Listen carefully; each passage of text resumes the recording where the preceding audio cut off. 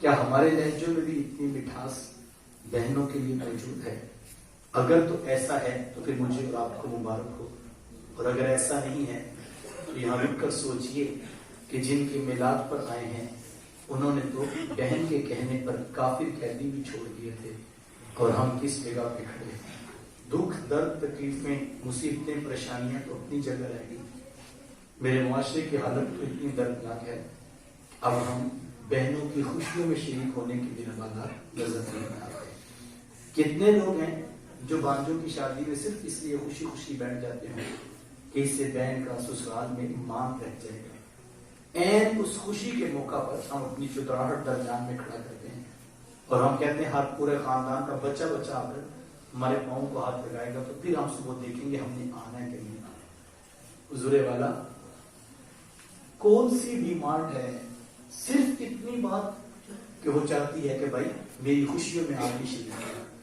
میں نے یہ لاہور میں ایک دن درس دیا، اسی موضوع پر تھی بات میں ایک نوجوان میرے پیچھے آیا تو کہنے لگا کہ دعا کرنا 6 سال ہو گئے ہیں پھپھو کو معافی مانگتے ہوئے، لیکن والد صاحب معاف نہیں کرتے۔ میں نے کہا کون سا جرم مجھ سے ہو گیا؟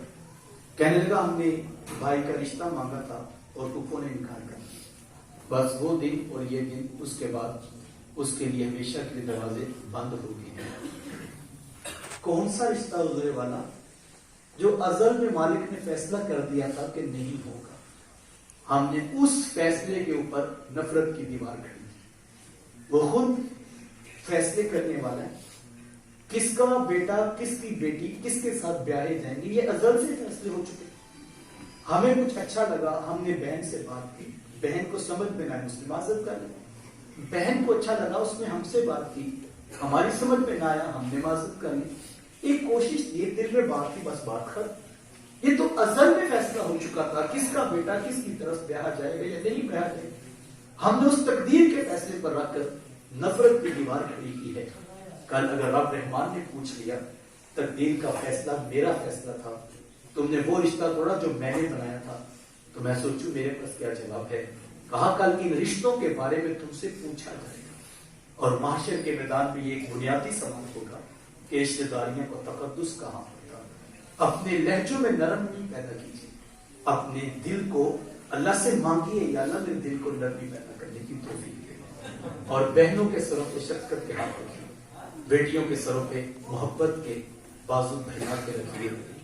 وقت سمٹ رہا ہے، جس دور میں بیٹی ذبح کی جا رہی ہے، جس دور میں بہن زندہ درگور کر دی جاتی ہے، جس دور میں ماں جیسا عظیم رشتہ بھی منڈیوں اور بازاروں میں بک جاتا تھا، اس دور میں بیوی کی کیا حیثیت ہو، جبکہ آج کے اس تہذیب یافتہ دور میں بھی کچھ لوگ بیوی کو پاؤں کر جوتا کھلاتے ہیں۔